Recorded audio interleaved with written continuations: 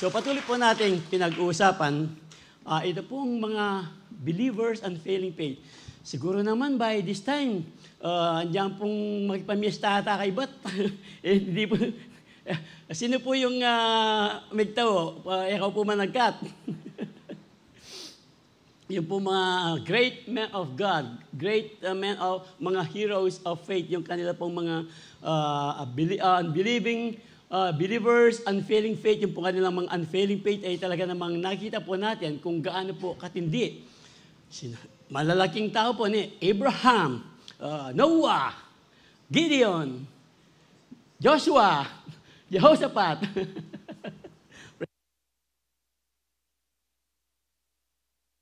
Praise the Lord. David. Sino pa ba? The three friends. Kilala niyo po rin ang three friends. Sino ba? Shadrach, Meshach, tsaka si Abednego.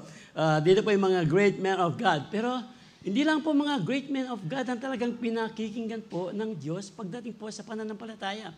Kahit po yung mga hindi gaanong sikat, si Jairus, Queen of Esther, kahit po yung mga walang pangalan. Sino ba? Roman centurion, the bleeding woman. Ang ibig pong sabihin dito, pagdating po sa pananampalataya, believers and failing faith, yung po ating pananampalataya na talagang nakasandig lamang sa kapangyarihan ng Diyos, pakikinggan po tayo ng Diyos sa lahat ng ating hinihingi sa Kanya. It no longer matters kung sino po tayo, kung ano tayo, basta tumawag po tayo sa Diyos, magiginig ang Diyos sa bawat isa sa ating mga panalangin. Come on! Hindi ba? Hindi na nimimili. Hindi po, po mamili yung Diyos ng mga malalaging tao down to the lowest. Pagiging po ng Diyos ang mga nananampalataya sa Kanya. Amen. Praise the Lord. At gaya po ng ating pag-usapan mo ngayon, maring hindi ka anong sikat, di ba yung kahit, di ba, si Bartimeus, hindi naman sikat si Bartimeus eh. Bulag pa nga si Bartimeus eh. Di ba? Praise the Lord. Sino ba yung taga saan po kayo umuwi? Diyan po sa Nepo. Malapit lang. Ano pong pangalan niyo? Elizabeth. Elizabeth from Nepo. Elizabeth from Nepo. Kayo po, taga-ano ka rin kayo? Mansfield. Nani po lagi yun? Liza. Liza of Mansfield. Sino ba? One more. Jane. Taga-ano ka rin ka, Jane? Jane of Mabalacat. Ang pag-uusapan po natin ngayon, si Bartimeus, the blind man, pag-uusapan po natin about Mary. Mary of Bethany. Taga Betania po. Si Mary na ating pong pag-uusapan ngayong. So, kaya ako po tinanong ang inyong mga pangalan, saan man po kayo? Pag meron po tayo, Mabalacat, Dau, kahit taga Saudi pa kayo, makikinig po ang Diyos basta meron po tayong pananampalataya sa Kanya. Come on! Woo! Praise the Lord. Ito pong ating pag-usapan, makikita po natin yan sa Lucas 10:38, 24. Marami po tayong matutunan ng kwento kay Mary. Sige po, babasahin po natin mamaya yan. Marami po tayong matutunan ng kwento kay Mary, dito po sa ating pag-usapan. Ito po ay si Mary, kasama po niya si Martha, na kapatid po ni Lazarus. Remember, Mary, Martha, and Lazarus na magkakapatid po. At tatlo po ang ating pag-uusapan. Ano ba talaga ang makikita natin kay Mary dito po sa ating pag-uusapan? Tayo muna po yung manalangin. Salamat po tayo ng Diyos sa umagang ito. Sa isa pong maikling pagbulay ng iyong mga salita.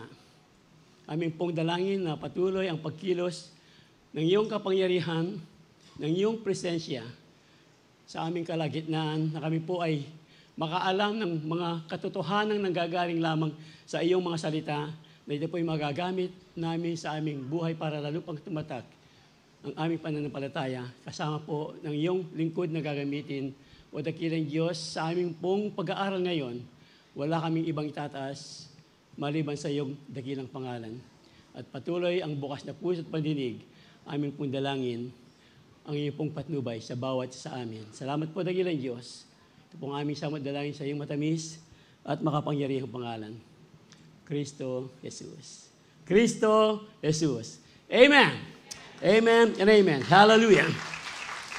So ano nga ba talaga ang makikita po nating una? Tatlo lang po siguro ang ating pag-uusapan. Marami po, pero kahit tatlo lang po ang ating pag-uusapan, makikita na po natin kung ano po ang tibay pananampalataya ang makikita natin na pwede po nating maging halimbawang gamitin dito po sa buhay ni Mary of Bethany. Mary of Bethany. So, ang sabi po ng salita ng Diyos, now it happened as they went that he entered a certain village. And a certain woman named Martha welcomed him into her house. And she had a sister called Mary who also sat at Jesus' feet and heard his word. Ito pong welcome him into her house. Yun po kasi, pag welcome lang, hindi lang basta pinapasok. Pag welcome po ang mga bisita noon, ready po silang patulugin, parang lodging. So ito po yung ibig sabihin ng ating binabasa that Mary welcomed Jesus. She's ready. They're ready to provide lodging for Jesus. At tuloy po natin. And she had a sister, ano ba yan? And Martha, and she had a sister called Mary who also sat at Jesus' feet. Malililig ko ata ganyan babasa. Guno ka rin ako. 39. 39, ikakakit ay tachuya. And she had a sister called Mary who also sat at Jesus' feet and heard his word. But Martha was distracted with much serving, and she had approached him and said, Lord, do you not care that my sister had left me to serve alone? Therefore, tell her to help me. Therefore, tell her to help me. And Jesus answered and said to her, Martha, Martha. Sabi po niya. Dito po, dumating si Jesus, winelcome siya ni Martha. Pagkatapos niyang winelcome, ano po ang makikita natin dito? Iniwan na po ni Martha si Jesus. Ano pong ginawa ni Martha? May gluto na yung pansit, spaghetti, at yun na kayang spaghetti kantani. Anyway, whatever it is. Doon po sa ating po kasi ngayon, pag meron po tayong bisita, ayan, pansit, spaghetti, yung madali. Ganito po siguro. Naging abala po si Martha. Distracted. Isa pa pong makikita po natin dito, nang kausapin po ni Martha, si Jesus, parang close na close sila ni Pastor Jessup. Bakit kaya niya? Sabi po ni Martha kay Jesus, may pagal niya siguro na napagod na si Martha. Tapos sabi niya kay Jesus, sabi, kapagal ko na yan, pagod na ako dito. Bakit? Hindi mo naman sabihin sa kapatid ko, natulungan niya ako. Ha? Inutusan pa si Jesus? Jesus, sabihin mo naman sa kapatid ko, tulungan niya ako. Di ba? Parang close na close sila. Pero siguro nga, anyway, nonetheless, ito po yung problema ni Martha. Naging abala po siya. Pagkatapos niyang welcome si Jesus, naging abala na siya sa mga bagay ng mundo. Hindi kaya parang tayo, no? Pag welcome na natin, oh Jesus, we love you. Lord, I give you more. Tapos pagkatapos natin magsimba, magiging abala na tayo sa mga bagay ng mundo. Tayo po ang makakasagot. Tuloy po natin. Praise the Lord. And sabi po ni Jesus, Martha, Martha, you are worried and troubled about many things. But one thing is needed. Ito po ang ating pinag-usapan. Mary has chosen the good part which will not be taken away from her. Ano po ang ginawa ni Mary? Mary sat at Jesus' feet. Mary sat at Jesus' feet para po makinig sa Kanya. Mary sat at Jesus' feet para po makinig kay Jesus. Ayan.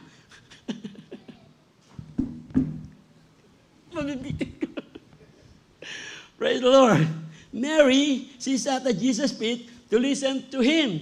Ito po, si Martha, sinalubong nga niya si Jesus, tapos naging abala na siya sa mga ibang bagay. Pero nung si Mary po, talagang Mary sat on Jesus. Makanano kaya niya? Hindi malindok lang ang bitisan eh. Hindi po yun ang ibig sabihin eh.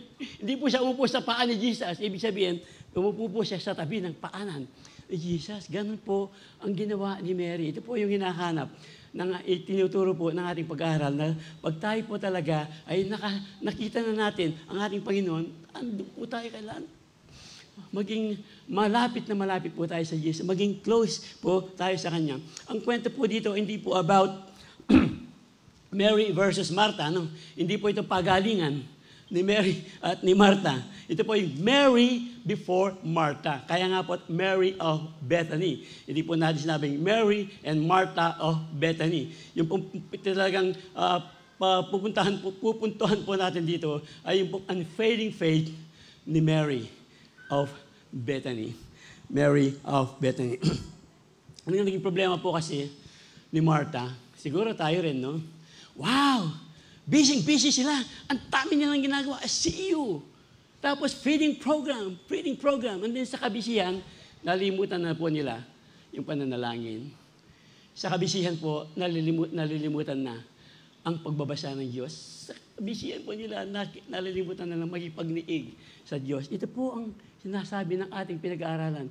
Pero si Mary po, si Martha po, ito po ang kanyang naging paraan. Kaya nga po, ministry without intimacy with the Lord, may stress po tayo.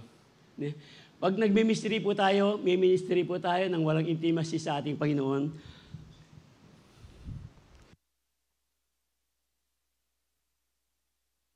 Ministry without intimacy with the Lord will lead to stress and complaint. So, kahit kayo po, tayo po nagmi-ministry, hindi lang po sa church, hindi lang po nagpa-praise and worship. Praise and worship. Practice na naman, nag-practice tayo naman. Yung pong choir, magpapakas yung Sabado. Nag-practice na tayo kanina, tapos mag-practice naman tayo ba? Ang dami practice niya na. O kaya naman, sa trabaho po, alas 8. Lunes na naman, Monday blues na naman. Tapos gusto nila, Friday na agad, TGI Friday. Noon wala namang TGI Friday na, Sabado lang talaga yung, Sabado night, ang tawag po namin ng mga manginginom, nung hindi pa po ako Kristiyano. Sabado night po, kasi Sabado ang sweldo noon. Sabado night, good time na. Pero ngayon, Friday, TGIF. Thank God, it's Friday. Pero pagdating ng Lunes, makakatamad. Pagdating ng Linggo, Linggo na naman. Sabi nga ni Bishop, noon daw pumunta siya ng Korea, nagmamadali ang mga Koreano ng Linggo, ng umaga, nagmamadali sila. Pag nagmamadali daw yung mga Koreano pag Linggo, yan, papunta ng church. Sa Pilipinas daw, yung mga tao daw, babagal-bagal pag Linggo. Pag babagal-bagal daw yan pag Linggo, papunta yan ng church. Wala naman po sa Calvary na ganyan, di ba? Amen! Andun na po tayo. Unfailing faith na po tayo. Na-develop na po yung ating pananampalataya. Hallelujah. Nuwaring kumiras. Praise the Lord. Sabi nga po, pag wala pong intimacy, yung ating paglilingkod. Kaya nga, sabi ko nga, hindi lang, kain na lang sa bahay. Yung pagluluto. Ano ba yung, sabi ni darling ko, tender loving care. Pag nagluluto ka, hindi nga nakarinig nga, talagang makabusit lang. Aldo, pagluto mo na, paputa ka niyan, paghipiwala pa rin yan. Putang mamalay saya. Sa trabaho lang po, sa trabaho lang, di kalambating oras. Kalambating oras nga. Biya ka niya, late, buli naman niya pang muli. Mga malilit na bagay, serving hindi lang po sa church, yung pong paglilingkod natin, saan man tayo. Nurse, doctor, serving with intimacy na talaga para sa Diyos ang ginagawa mo. Yung doktor, hindi ka lang parang, pag doktor ka, pag walang deposito, hindi mo siya gagamutin. Pag nurse siya, pag wala siyang binibigay sa inyo, hindi mo siya asikasuhin. Gusto mo, lagi siyang may, You can do the math. Alam niyo po ang ibig sabihin, di ba? Serving with intimacy, pag ginagawa mo yan para sa Diyos, talagang, kahit nga behind the scene ka lang, di ba?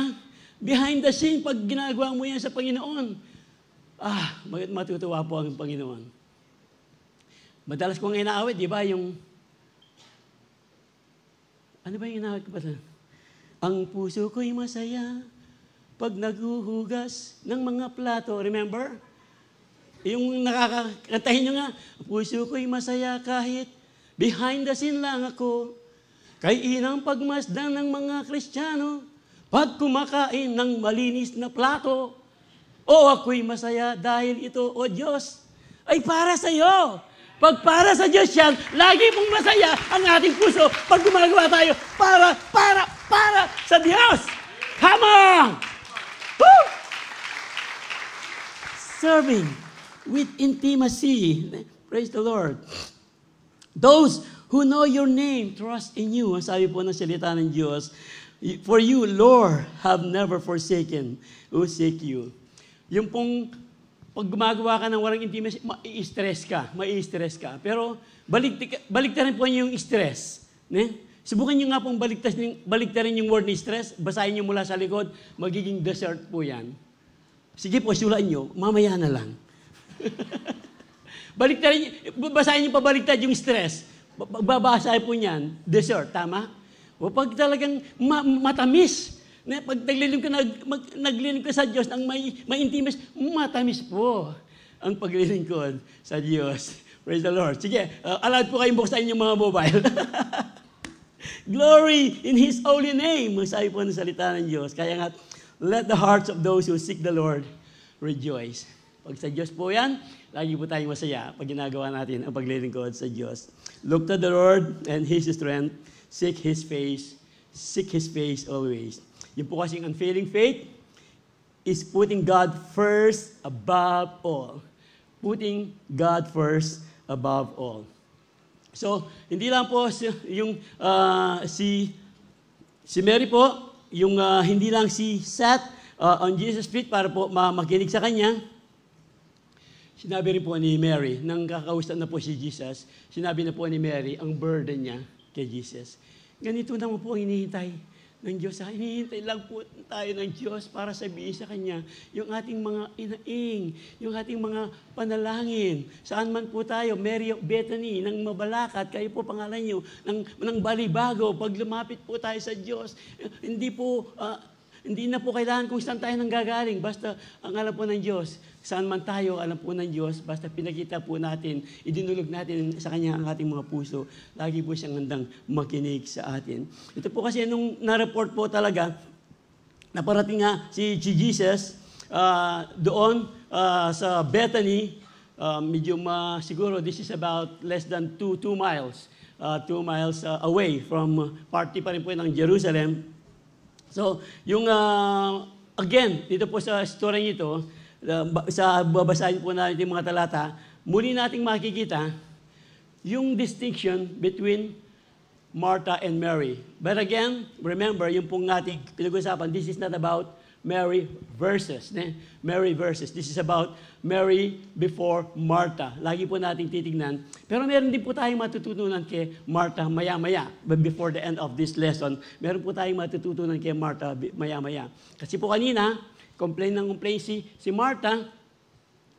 Tapos, dahil nga naging busy siya, pero si Mary naman, naging intimate po siya kay Jesus. Nakinig po siya kay Jesus. He sat on Jesus' feet.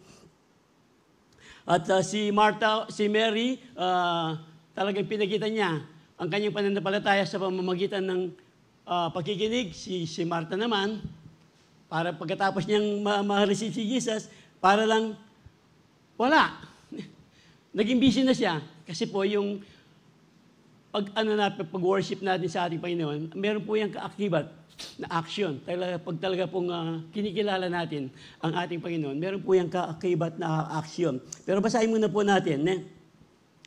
Dito kasi, alam mo na sa kwento, si Jesus, hindi agad dumating. Nag-delay siya ng about 2 days. Bago po siya pumunta kina Mary, patay na si Lazarus. Patay na siya. And after, nang dumating po si Jesus sa kanila, 4 days nang patay si Lazarus. Noon siguro, ngayon po kahit one week na, hindi pa nangangamoy, ano ba yung nilalagay? Balsamo na babalsamo dala kayo din dalang formalin. Oh, bali na po ito. Anyway, noon kasi, alam natin yung kwento, sabi ni Martha, maya-maya, nangangamoy na, mabulok na yan ni Lazarus kasi nga siguro, hindi pa uso ngayon. Kaya, ano lang siguro, trivia. Di ba pag tayo ano lang po, trivia. Wala po ito, ano lang, trivia. Di ba pag may namamatay, ang daming mga bulaklak. Ang daming mga bulaklak. Bakit kaya? Pastor Jessa. Kasi para yung bango ng bulaklak, matakpan kung ano man yung pwedeng mangamoy.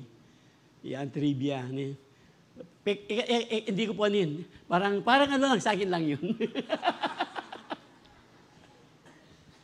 Wala pong scientific study yun. Pero bakit nga naman di ba? Ang daming mga bulaklak para hindi maamoy yung amoy. Kung meron mang amoy, yung namatay. Anyway, upa niya biyan doon baka. Tuloy po natin. Praise the Lord. So, alam naman natin, si Mary, fell on Jesus' feet para ibigay yung burden niya sa kanya. On his arrival, basahin po natin. On his arrival, Jesus found Lazarus already been in the tomb for 4 days. Ito po yung ating sinasabi kanina. Now, Bethany was less than 2 miles from Jerusalem. 2 miles, 3.2 kilometers siguro yan. Siguro 2.5 kilometers mula dito hanggang sa kayo nang magkwenta. Sige. Now, Bethany was less than, hanggang po yan. Dito po hanggang sa siguro. Sa Johnny's Supermarket. Ayan, mga 2.5 kilometers. Kung tama po yung calculation ko. Pero wala po doon yung ating pinag-uusapan. Wala sa kilometro. Just malapit lang. Bethany was less than 2 miles from Jerusalem. And many Jews had come to Martha and Mary to comfort them in the loss of their brothers. Martha and Mary to comfort them. Comfort. Naalala ko lang itong comfort na ito.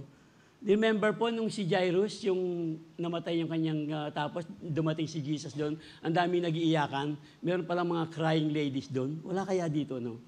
Naano ko lang, tuloy po natin. When Martha heard that Jesus, dito, makikita naman natin ang distinction ng faith po ni Martha at ni Mary. When Martha heard that Jesus was coming, she went out to meet him. So, andito po sila sa bahay, lumabas na po si Martha para i-meet si Jesus bago pa siya makapasok doon sa kanilang lugar, doon sa kanilang village. Parang mga subdivision siguro ito, no? Village, Santa Maria Village, whatever village. Lord, sabi po niya, but Mary stayed at home. Naiwan po si Mary dito, si Martha lumabas. And then, Lord, Martha said to Jesus, ito naman, ang problema ni Martha. Dumating Lord, Martha said to Jesus, Lord, sinalubong niya kung, sabi mo, nung dintang mo, para sa lananay pa Jesus. Lord, sabi niya, di ba? Jesus was coming. When Martha heard that Jesus was coming, she went out to meet him. But Martha, Lord, Martha said to Jesus, nung atyo ka, Kenny, sana i-meeting ka na ako, kapatid. Kung andito ka lang, hindi sana namatay yung kapatid ko. Ang sabi ni Martha. Next line. Next line. Next line.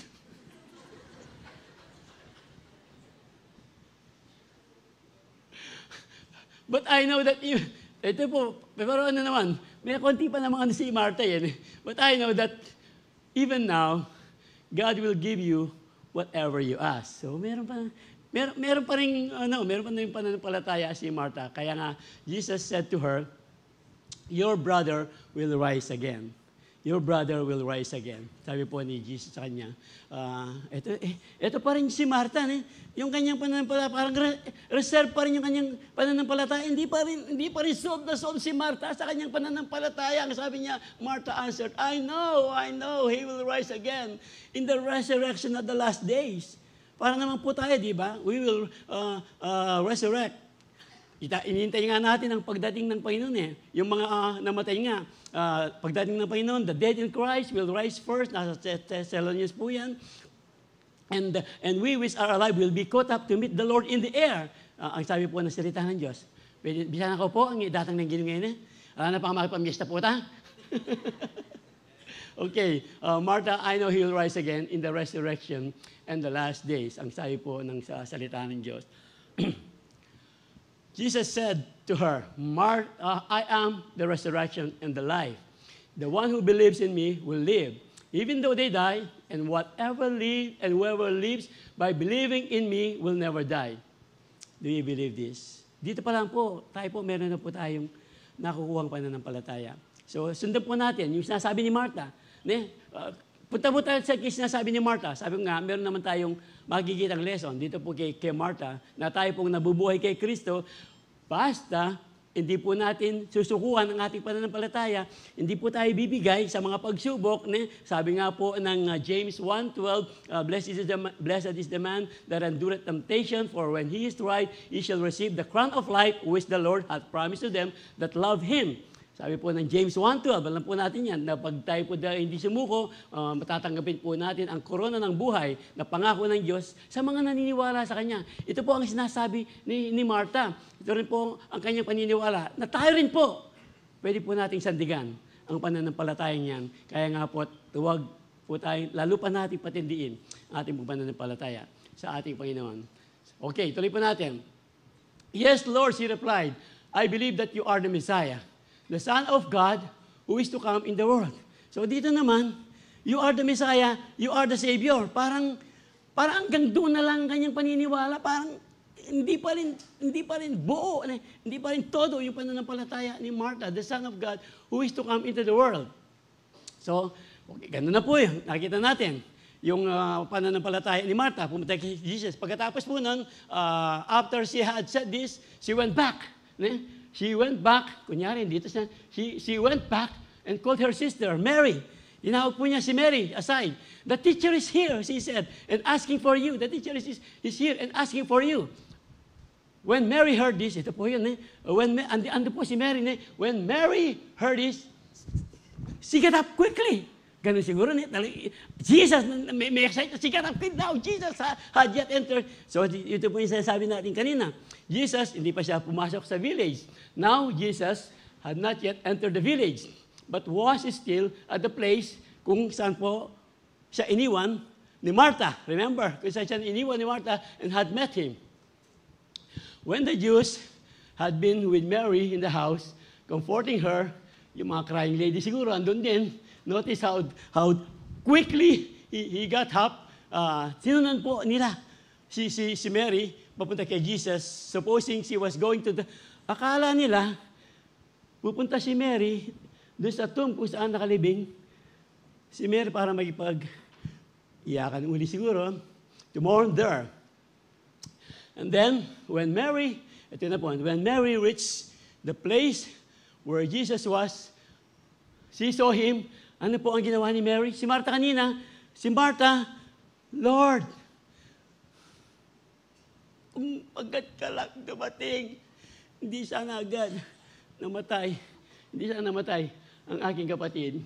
Pero dito po, when Mary reached the place where Jesus and saw him, ano po ang ginawa ni Mary? Ano po ang ginawa niya? She fell.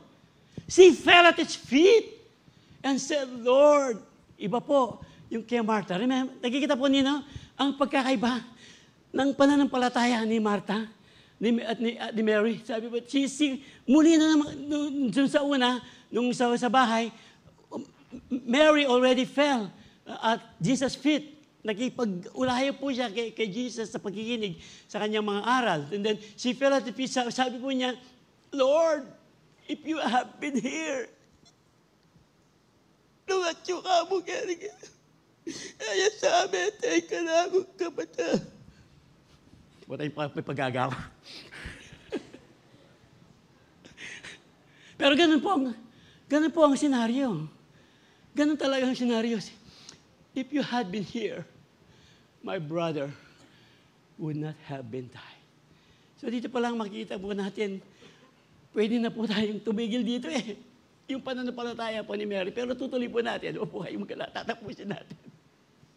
When Jesus saw her weeping, ito po, nakita po ni Jesus yung pag-iyak ni Mary. And the Jews who had coming with her also weeping. Yung po talagang nakikipagdalamhati Di ba sabi ng salita ng Diyos, mag-idalamhati tayo, mag-iiyak sa mga nagdadalamhati, mag-isaya sa mga nagsasaya. Ang sabi po ng salita ng Diyos, He was deeply moved in spirit and troubled. Nakita po ni Jesus yung pag-iyak ni Mary, yung pag-iyak ng mga tao. Pag tayo po ay umiiyak sa Diyos, sa ating mga panalangin, when we come with intimacy with God, talagang, Lord, pray for healing, Lord. Pray for provision, Lord. Pray for His promise. Pray for restoration, Lord. Nakikita po ng Diyos ang ating mga puso pag tayo lumalapit sa Kanya ng buong puso. Come on!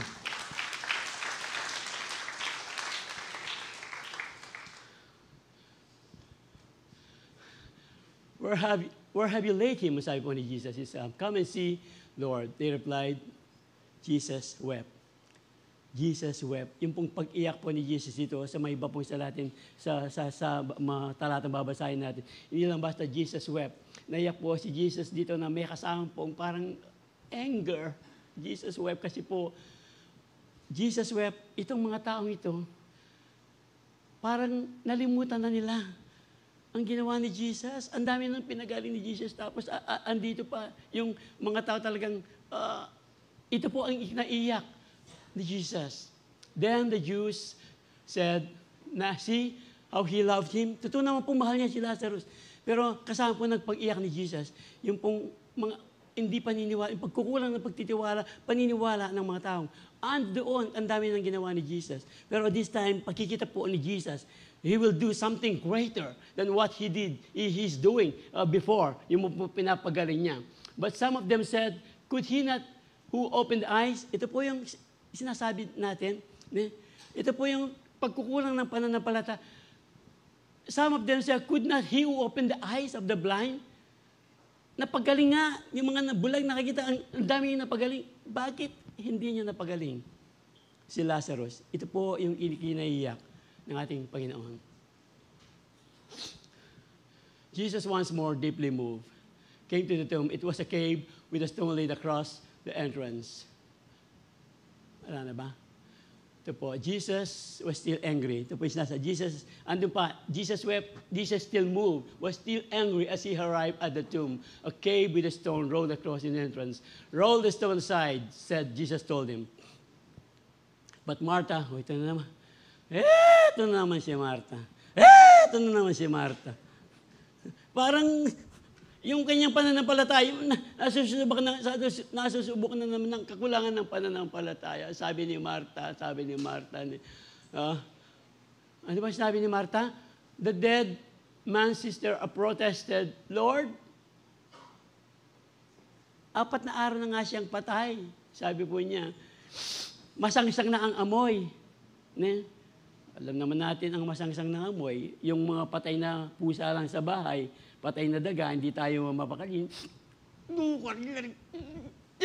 Di ba? Nanggigiligit tayo. Tama ba yun? Nanggigiligit? Sige, alam nyo na yun. Okay, last verse. 2 pa siguro yan. May patay na, nangangamoy na. Ito po, paraphrasing lang. Martha, kasyas mo buntok at tikas ng ulo mo. Sinabi ko lang naman sa'yo, basta maniwala ka lang sa akin. Hindi po ganun ang sinabi niya. Kung sa atin siguro na yan, o di kaya anak ka, sinabi ko na kaya, makanyan, bakit ang ganyan? Hindi ka paniniwala sa sinasabi ko sa'yo. Sa pingan daw. Siguro tayo, hindi naman ganun si Jesus. Ito, did I tell you that, di ba? Sabi ni Jesus, sinabi ko naman sa iyo, ito po yung gustong pakita ng ating Panginoon. Kaya siya na-delay pala. Kaya pala siya na-delay para mas maipakita sa mga tao na hindi lang siya bumubuhay ng mga may sakit. Baliktad Hindi lang siya nagpapagaling ng mga may sakit, nagpapalayas ng mga demonyo. Nabubuhay pa kahit po yung mga patay. Alam naman natin, mabubuhay tayo pagdating ng resurrection. Pero dito po, ito po yung ibig sabihin ng Noon po, literal, talagang nabuhay po si Lazarus. I will tell you that, sabi kasi ni Martha, sa atin po kasi, di ba? To see is to believe. Remember Thomas? Di ba? Remember the kwento? Tapos sabi nga ni Jesus, mas mapala daw yung mga hindi pa nakakita pero naniniwala na. Pero sabi ng Diyos dito, Martha, believe and you will see. Believe and you will see. Pag tayo po, when we groan, ito po yung hinahanap ng Diyos. Pag tayo po nanalangin sa Kanya, maniwala po tayo, magtiwala po tayo sa Kanya at makikita po natin ang tugon ng Diyos sa ating mga panalangin. Amen. Palakpan po ang Panginoon.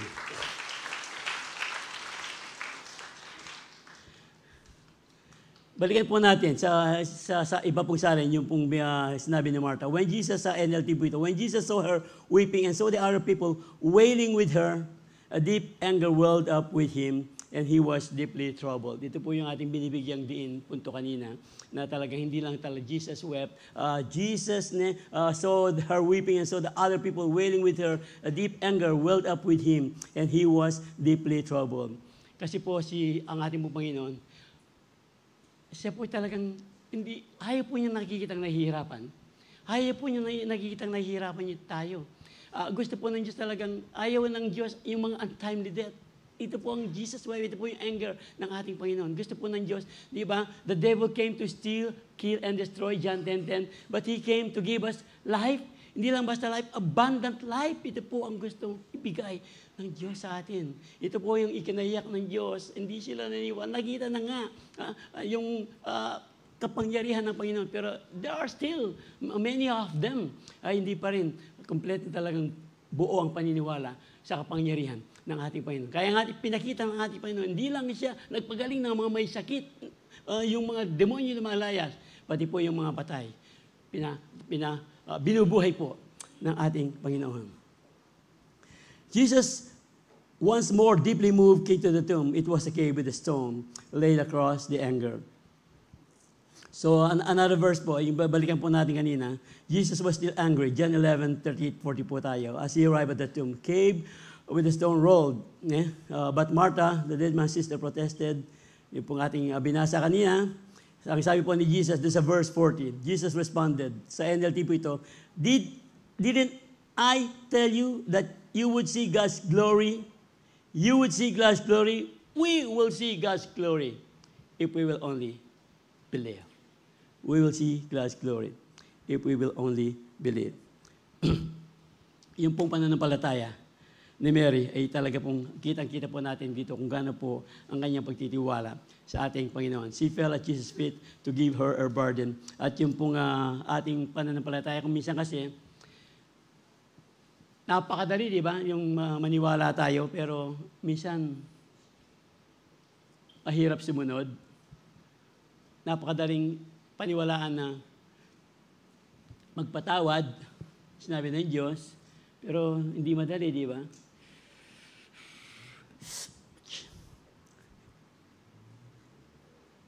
Marami pa. Kaya nga, sabi ng salita, napakadaling sabihin, maganda ang tumulong, magbigay, pero pagdating sa, naalala ko ito, alam niyo na ito, yung kwento palagi ni Pastor Manny, di ba? Yung isang Kristiyano daw, pastor, sabi niya, alam mo,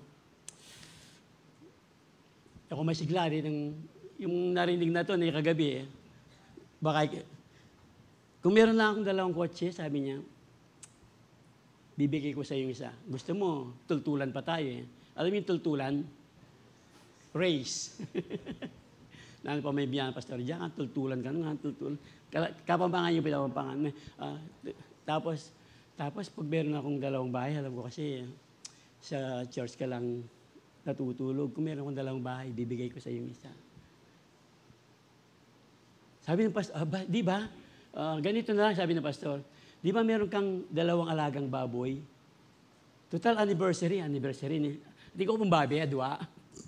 Hindi kayo po pa marandaman. Kwento lang ito. Di ba meron kang dalawang baboy na alaga, malaki na sila. Total anniversary na rin man. Yun ang bigay mo, yung isa sa'yo, sabi na, Pastor naman, dalawa na lang yung baboy ko, kukunin mo pa yung isa nga. No? Sabi ko, nabaliw yun eh. Nindanda din eh.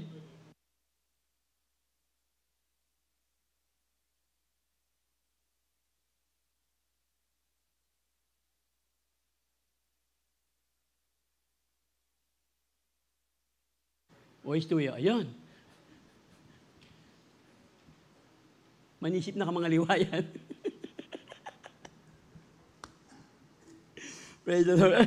Sundutan niyo, oras na. Nasa telepon na po tayo. Basta, huwag po natin kalilimutan para po talagang makita natin ang kapangyarihan ng Diyos. Maniwala po tayo. Hanggat hindi po tayo naniniwala, hindi po natin makikita ang pagkilos ng Diyos. Yeah. Pagkatapos po nun, Mary fell at feet of Jesus, tapos talagang sumamba siya at ibinigay niya yung burden niya kay Jesus. At alam po natin yung kwento, nabuhay na muli si Lazarus. Remember, yung pong bagay nito, pinakita po ni Mary ang kanyang talagang pagsamba sa ating Panginoon when she poured expensive perfume at Jesus' feet. When she poured expensive perfume at Jesus' feet. Napakahalaga po kasi ito pong mga perfume na to, mga alabaster jar, lalo na po sa mga kay Mary po. Noon po kasi pag ang mga babae ay mag-aasawa, meron po silang dalawang alabaster jar na mamahaling perfume. Isa para sa kanilang marriage at isa para sa kanilang burial. Pero dito po natin makikita kung gaano po katindi ito pong pagsamba ni Mary. Tatlong account po kasi, ito pong sa gospel na where Jesus was anointed with perfume 3 times. Yung pong una, yung pong bahay ng isang pariseo na inimbita po si Jesus sa isang dinner. Makikita po yan sa Luke 27:36-50. Meron pong isang babae doon, andun din siya, pumunta kay Jesus, at binuhusan po ng jar, perfume, yung paa ni Jesus, at sa kanya pong pagsamba kay Jesus, andun nakaluhod, makabala siguro buwak niya. Kasi nga, ang sabi po dun sa talata, pinupunasan daw yan ng kanyang buhok, yung paa ni Jesus, ng perfume, tapos nag-ahalo yung perfume tsaka yan yung luha. Wow! Wow na pagsamba. Ito pong isang babaeng ito.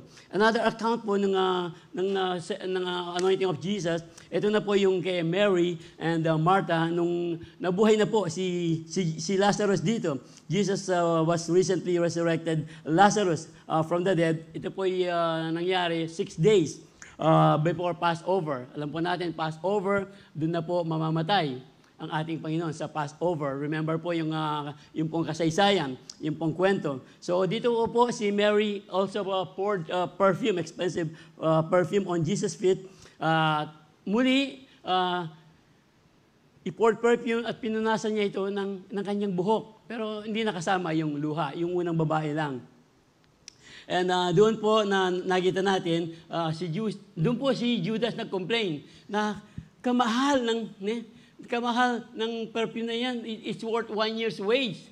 Magkano kayong 1 year's wage? Siguro po 300 denarii. Basta according po sa kwento po ni Pastor Manny, nasa 2.5 million yung pong halaga ng perfume na ibinuhos po ni Mary. Wow na pagsamba.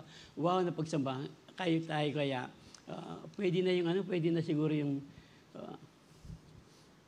kayo na po, kung ano po yung pwede na kaya, kayo po, pwede na kaya ito, basta po pag sa Diyos, hindi po yung pwede na kaya, yung pwede pagdating sa Diyos. Amen? Yung nga, palakpakan Panginoon. Hallelujah. So, yung pong pangatlo, isa namang babae na walang pangalan, pero according po sa pag-aaral po ni Pastor Manny, yung pong sabi niya kagabi, this is the same Mary. This is the same Mary, yung pong sa Bethany rin kasi eh. Yung una, nandun si Jesus sa lugar ni Mary, Martha, and Lazarus, sa Bethany yun. Pero dito po sa third occasion, na makikita po yan sa Mark 14 at saka 1-9, Matthew 26, 1-13, hindi natin babasahin. Pero yung pong dito po sa lugar nito, ito po yung bahay ni Simon the leper, Simon the leper. Ito naman is 2 days malapit na. So, kanina po, yung una, kay Mary, 6 days before Passover, binabasag po yung alabaster jar yun. Hindi lang talaga binubuhos, binabasag po talagang mabango po. Talagang walang bintana siguro yung mga talagang maalimuyak sa bango po pag binasag ito. Kaya nga po, dito naman, 2 days before the Passover. So, 2 araw na lang, mag-Passover na, hindi natin kwentahin yung araw. Basta 2 days. Unnamed woman po kasi dito, unnamed woman, pero ayon po sa pagsasaliksik po, ng mahabang pagsasaliksik ng ating senior pastor, the same woman po ito, kasi nga sa isang lugar lang, sa Bethany. Dito po, pati na po yung mga disciples. Mengwentano po yung disciples, pati po yung mga disciples, marunong din sa accounting. Pati si Judas po, remember si Judas? Ito pong mga aside disciples, ang sabi po nila, itong binabasag na pabango ng babaeng ito, ang sabi po nila, it costs 1 year's wage. Magkano kaya yung 1 year's wage noon? So yung pating account, siguro 2.5 million. Karakal, eh? Sabi na, Pastor Jesus, 2.5 million. Pesos nito, linidang, sobra-sobra nito, may dollar na ito. Anyway, so, Mary's, ito po kasi ano na to, just to give some illustration po, or kaya definition kung ano po itong kahulugan ng perfume na to. Bakit dalawa? Kasi nga, yung una, doon sa, diba, ipinunasan ni Mary, yung paa ni Jesus sa kanyang buhok. Tapos dito, dalawa po kasi ay inihanda ng mga babae noon. Isa nga para sa kanilang marriage, yung sinabi ko po kanina, at yung isa para sa kanilang burial. Kasi po itong unang alabaster dyan na pabango, yan po ay dowry. Ano tawag natin? Dote. Alam niyo po yung dote? Sa mga mag-aasawang lalaki, meron po kayong dote bibigay sa mga taga-bundok ata, kalabaw bibigay sa mga magiging asawa nila. Yung mga iba naman, bahay. So, ano po ang bibigay? Whatever. Dito po, si Mary, ganito po kasi, yung pong pabango yun, babasagin sa harap ng lalaking kanilang mapapangasawa.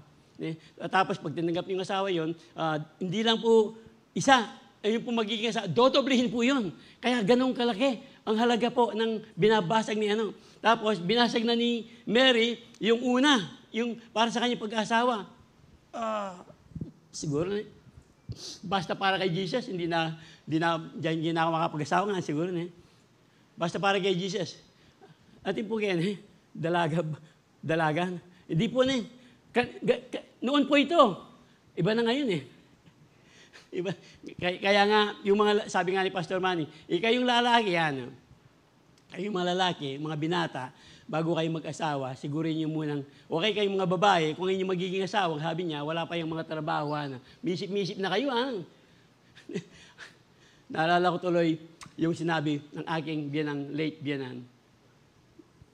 Lalawin na akong darling. Sabi na po, sa Kapampangan, bayo ka manese bigak, manipon ka pang dakal adarak. Yung pong mga matandang kakagaya ko, alam yun bayo ka manese bigak, manipon ka pang dakal adarak. Ano po yung pagkain ng mga baboy? Darak, di ba? So bago ka raw mag-alaga ng biik, mag-ipon ka pa muna ng maraming kakainin ng biik. Ganun po yun. So, eto po si Mary. Bahala na, wala nang kwenta. Tapos ito pa pangalawa. Andito naman, binasag na naman ni Mary. Kahit hindi na ako mabango pag ako'y nilibing. Sabi po, hindi po sinasabi na, parang reading between the lines. Ganito po, ang pananampalataya ng babaeng ito. Ibinigay po niya ang lahat-lahat para lang masamba ang ating Panginoon. Balikan po natin yung talata. 6 days before the Passover. Ito po yung kanina binabasa natin. 8:30 na. Wala pa mga oras ka na ako. Wala pa niya. Salamat. May inoras niya. Inoras mo na ako, nakahigit. So, nakahigit. Where Lazarus lived, whom Jesus had raised from the dead, here a dinner was given to Jesus' honor. So, Martha served Jesus while Lazarus was among them, reclining at the table with him. Then Mary took about a pint of pure nard, an expensive perfume. So sinabi na po natin kita. She poured out on Jesus' feet and wiped his feet with her hair. And the house was filled with the fragrance of the perfume. But one of the disciples, sabi po, Judas Iscariot, who was later to betray him, objected, "Why wasn't this perfume sold at the money given to the poor? It was worth a year's wage." Ito po yung ating sinasabi kanina. He did that say because he cared about the poor. Hindi naman totoo yun. But because he was a thief. Ito pala si Judas. As a keeper of the money bag, he used to help himself to what was put into it. Dito pala nakuha yung corruption. Noon pala meron ng corruption. Ito si Jesus. Disciple na ni Jesus. Sabi mo, you will, tayo, bali kami pinta. Yeah. As keeper of the money bag, he used to help himself to what was put into it. So, mangura ko yun. Ito pala. And then, tuloy natin. "Leave her alone," Jesus replied. "It was intended that she would have saved the perfume for the days of my burial. You will always have the poor among you, but you will not always have me." So, ito po yung ating pinag-aralan na sinabi po natin kanina kung gaano po talaga katindi yung pananampalataya ng ating pinag-aralan, si Mary of Bethany. He fell at Jesus' feet, tapos sinabi niya kay Jesus ang kanyang burden at he fell at binigay po niya todo ang lahat sa kanya, lahat sa kanya. So while he was in Bethany, reclining at a table in the home, Simon the leper, balikan po natin, a woman came with alabaster jar of very expensive perfume made of pure nard. She broke the jar and poured the perfume on his head. Dito naman po, yung pangalawa, di ba yung una kanina, sa paan ni Jesus, dito naman sa ulo ng ating. Kapangalo na siguro ang kabanglo ni Jesus, yung makapakuwi kang krus, nandiyan alaning maran niya po. Tayo lang, ano ba yung pabanglo natin? Johnson & Johnson? O, ano ba yung pinaka... Di ba maghapon, mabango ka, ito.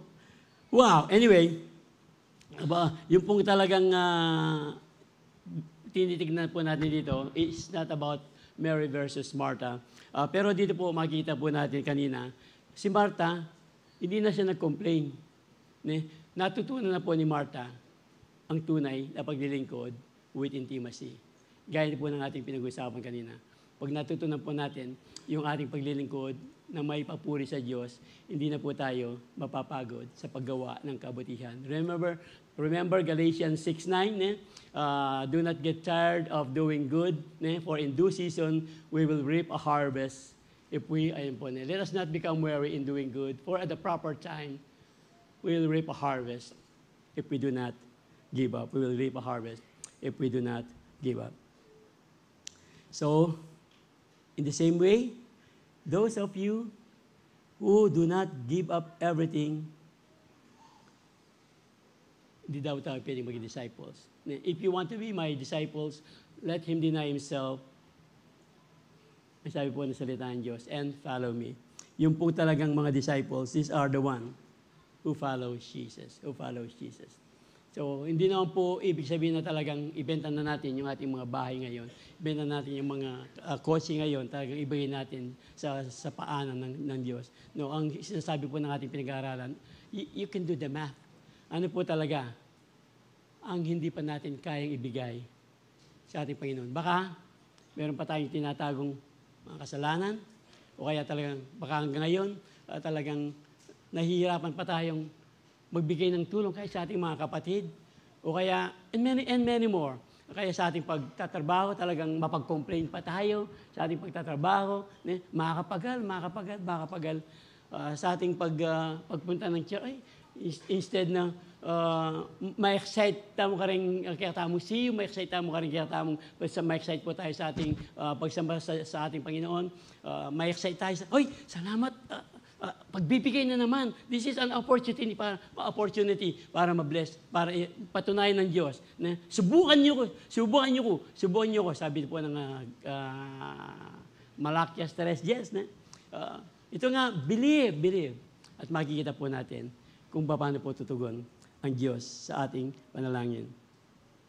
Kahit po si Apostol Pablo, yung pong mga bagay, ang dami na po ni Apostol Pablo. I once thought these things were valuable. Ang sabi po niya, 5 minutes na ako lang? Sige, 5 minutes na ako. Aryan ko na po. These things were valuable. Yeah? But now I consider them worthless because of what Christ has done for me. These things, yung pong credential, lahat na ng credential po ni Apostol Pablo, alam po natin yan. Ang sabi po niya, walang kwenta ang mga ito. Everything else is worthless when compared with the infinite value of knowing Christ Jesus, my Lord. For His sake, I have discarded everything else, counting it all as garbage. Garbage, parang dumi lang yan, parang garbage. Yung pong lahat ng credential ni Paul, sa kanya po parang garbage lang yan. Para lang I could gain Christ.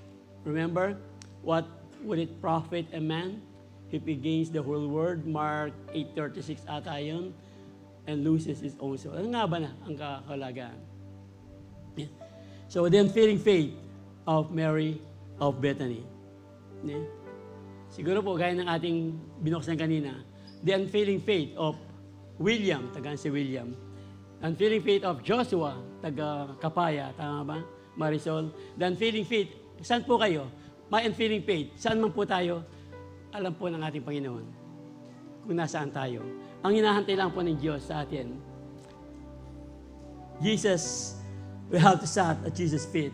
Lagi po tayong makinig sa kanyang mga salita. Pakinggan po natin ang salita ng Diyos. Bigay po natin sa Kanya yung ating mga burden, yung ating mga alalahanin. At ibigay po natin yan na may laging pagsamba. And when we do that, ang Panginoon po, ang Panginoon po, gaya po ng ating pinag-aaralan. Kayo po, tanong po niya, sino po kayo sa ating pinag-aaralan ngayon? Are you Martha? O are you Mary? O pwedeng maging both pala. Martha na mapag-complain, si Mary na talagang bigay na bigay. Pero eventually po, si Martha, nagbago siya nang makita ang kapangyarihan ng Diyos. Ganito po, pwede po tayo maging both, Martha and Mary. Hinahantay lang po ng Diyos. Ibigay po natin ang lahat sa Kanya.